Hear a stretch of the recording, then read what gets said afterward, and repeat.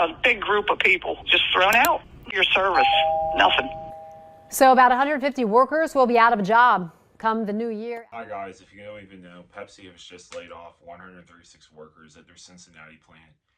And yeah, it keeps coming. The gift keeps on coming for CEOs, greedy corporate raiders. It keeps on giving, basically.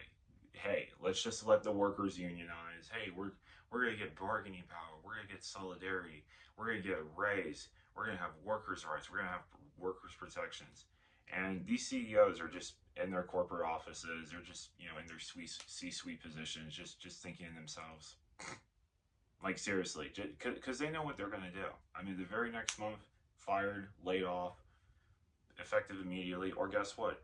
Corporate restructuring. Your job has been liquidated because of corporate restructuring. They always pin it as that, so that's how it skirts right under the rug of labor law protections within the United States, since there's barely any in the United States of America.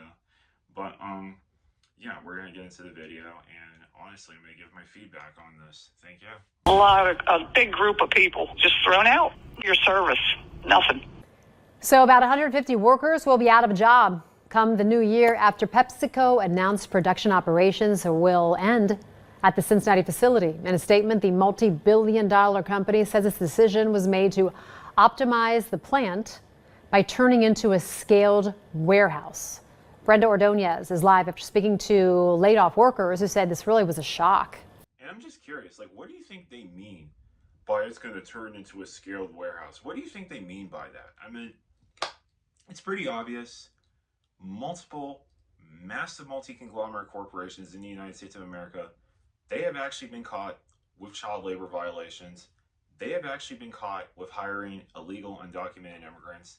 So that's how they can pay them under the table 98 cents cheaper than what they would even pay the American worker. I mean, guys, you have to understand the reason why it's so hard.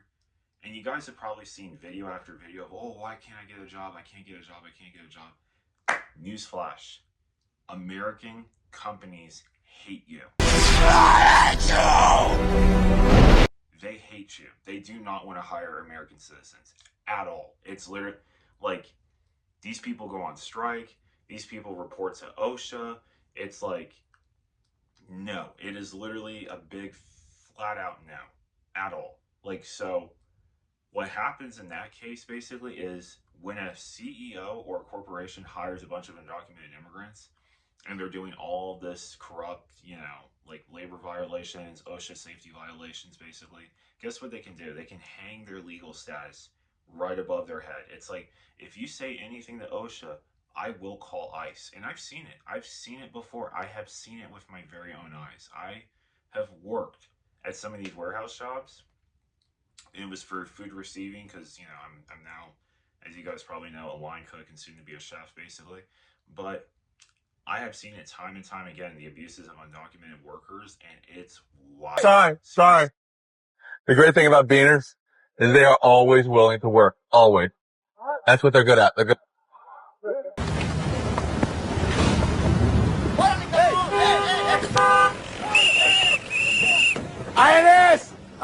La migra! There's 6 of Seriously, managers, they have ICE, immigration, customs enforcement. They have those people on speed dial in case if any one of them gets out of line, basically speaking. But back to the video. Yeah, Trisha, the worker I spoke to has been working here at the PepsiCo for about 33 years. She says while the abrupt layoff did come as a shock, she did notice some cracks in this facility over the last couple years. You didn't get to say goodbye. You didn't get to say goodbye to your supervisors, and you didn't get to say goodbye to a lot of people. After 33 years at PepsiCo's Cincinnati facility, it's not the send-off Anne imagined, just 6 months shy of her retirement. What infuriates you is they're standing there, and they're just looking at a small group, reading off their paper like it's a prepared speech. But it's not just that 40 people standing there. Every one of those people has anywhere from 2 to 5 people next to them. It's their kids, it's their spouses. Can we just imagine this for a second? You're just days. You're basically days. You're basically just a month shy of retirement. You think you've done it. You think you've done the American dream. You think you've saved up a much. I'm sorry, my words just blurred. You think you've saved up everything for that 401k, that pension, that retirement. I can finally pay off my house basically with my pension. I can finally put my house into a trust, so that's how I don't have to pay property taxes. Well, no. And you're fired. What?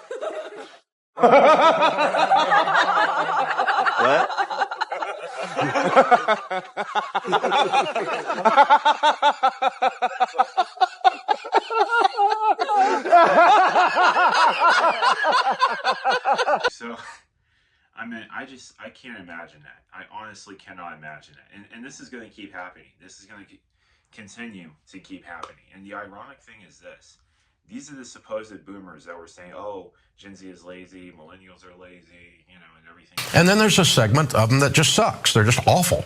I mean, their participation trophy, they live in their mother's basement, and they can't figure out why they can't buy a house because they don't work. Seeing data right now that 25% of millennials, their parents are paying for their housing in one way or another. Let me just tell you, moms and dads, not good. Not good for your little millennial.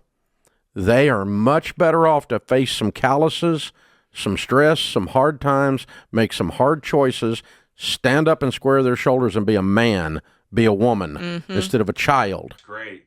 So basically, fuck those kids. Fuck them kids! Elijah! What the hell is wrong with you? You too, bitch! Issa, what the fuck? You want some too? Let them be homeless, basically. I'm not kidding. These are the same people that are part of Dave Ramsey. These are the same people. Most of Dave Ramsey's viewers are Gen X and boomers. And they believe in this shit and this corporate hogwash so soundly and so blissfully. 40 people standing there. Every one of those people has anywhere from 2 to 5 people next to them. It's their kids, it's their spouses. On Monday, Anne, along with a handful of her coworkers, were notified the plant would be discontinuing production operations, leaving her and 135 others without a job. They had boxes already lined up in the hallway for you to come down the hallway, take a box, go in and clean out your locker, and go. You'll be paid for till December 28th, and your medical will be covered till December 28th. And then that's it. In a statement, PepsiCo confirmed production operations will completely shut down on December 28th, but the facility will continue operating a scaled warehouse, noting the decision was made to optimize its manufacturing network. It's been slow for probably almost 2 years. This was the worst summer we ever had, as long as I've been there. Usually we're working all kinds of overtime during the summer, and this summer there were days where they didn't have enough to run the whole day, both shifts. Of course, people can barely afford anything. People cannot afford shit. People can't afford to go on vacations. People can't afford to get beverages. People cannot afford people's cards. People are literally using buy now, pay later services. They're using Zip. They're using PayPal credit, which is like, oh my God, it's just, I've done PayPal credit, extremely predatory. Don't ever use PayPal credit. Don't ever use them. They're the worstest buy now, pay now, pay later feature. They're the worstest. But it's just, you can thank these people for basically bringing us to the economy that we live in today. And you can also blame the Federal Reserve and the endless quantitative easing and the money. Those shifts. A statement from PepsiCo said in part, quote, supporting our employees during this transition remains our top priority, and we are committed to continuing to serve the Cincinnati community. It is very shocking and numbing when it happens. I tried to ask. I wanted to know about our pensions and the money that's owed to us for our vacations and stuff. You had to talk to your union because that'll all have to be negotiated all these years, and they're just not even a thank you. Yeah, now about 104 affected workers are in a union represented by Teamsters Local 1199. That's the union that's going to be representing these affected workers in contract negotiations with PepsiCo moving forward. Now, Fox 19 did reach out to this union for questions and comments about what bidding rights these affected workers may have. We're still waiting for those answers. For now, live in Arlington Heights, I'm Brenna Ordonez, Fox 19 Now. Just Get out of corporate America, get out of the wage cut slavery, get out of the 9 to 5. I'm not kidding. Like, if you need to have a job, this is me, I need to have a job. Have a business, have a side hustle, have those two outside things, because you never know. You never know. These people saying, oh, we're like family and everything. Meanwhile, guess what? Christmas is just right around the corner. Let's lay these people off and make them at risk of going homeless, so they have to go to the Salvation Army, or the soup kitchen, basically. So, yeah, these corporations, they don't give a fuck about you. They don't care about you. And please start a business. Please start a side hustle. I'm not kidding. Like, you cannot rely on these people. The American dream is dead. It's over. It's gone. Sayonara. You need to have 2 extra sources of income just in case, because you never know. These people, at the blink of a dot,